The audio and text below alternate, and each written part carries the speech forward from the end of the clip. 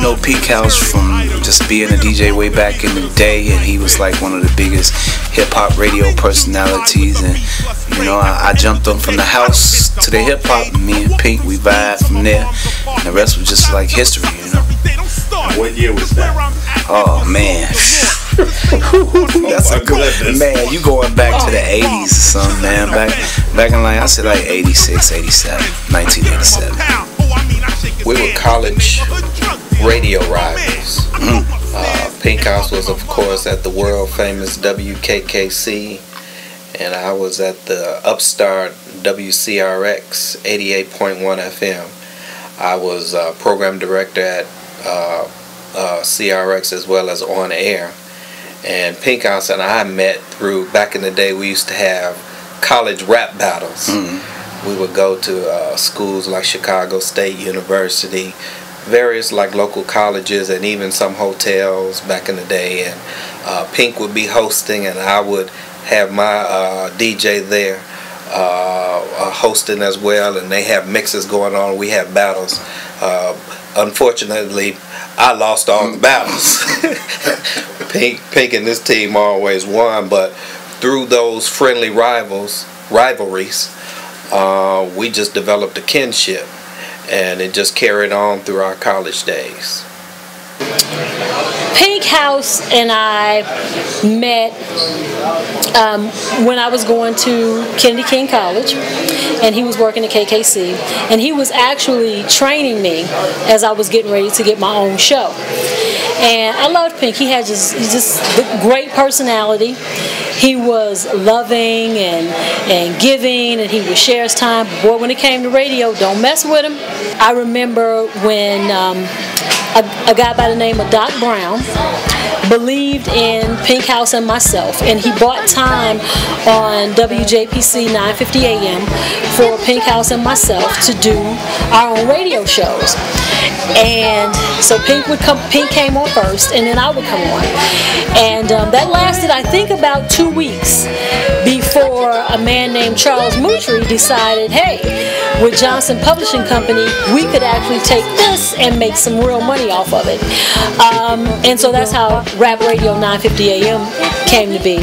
And I wasn't a part of that original team, but it was like 2 weeks before I became a part of the original team. Man, I know Pink House from back in the day, 106 Jams. But before that, man, I know Pink House from WKKC before I even met Pink House. You know what I'm saying? Like person to person, I was a fan. You know, I used to listen to Rap House all the time. I used to even call like request music. You know what I'm saying? Just a big fan on Sunday, man. I used to, listen to the brother's show, and then to get the opportunity like to work with him and like even become friends, good homies, man. It was a great thing. I was in awe. You know what I'm saying? Even though we was boys, I still, man, had so much respect.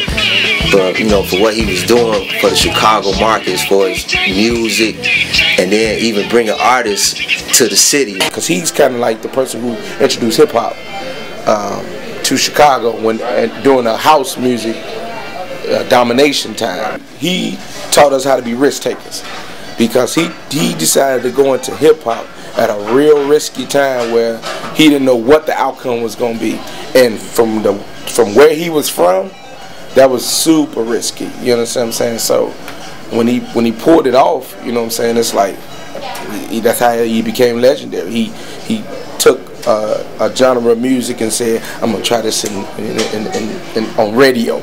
Like he tried it on radio, not just mixtapes and I don't think I can put it all into words. I don't think this documentary would be long enough to just talk about him as a person, as a radio personality, as a dad, as a friend. Oh man, matter of fact, that's how I got the nickname Baby Girl. I came from Detroit back in 1995, 106 Jams. We were doing our thing, and I walked in the door, and the program director then introduced me to Pink, and he said, well, how old are you? With an attitude and everything. And I said, well, why do you want to know? I mean, I had the attitude back. He said, because you look like a baby girl. And therein lies the whole Courtney Baby Girl Hicks that still rocks out with me today. So. And he used to say, you are ever thought I should get you to do a show with me one day? You know, he had a different host at the time. He said, one day we should do a show. Now, fast forward, I mean, when I say short time, I'm talking weeks. In a matter of weeks, 106 Jams became the new station in the market. Pink House left. Ramoski Love came in, who incidentally did name me Special K. I have to give him proper credit. And even after Pink left, we always had a very good relationship, and he would always call, you know, because him and Ramon had a very friendly rivalry.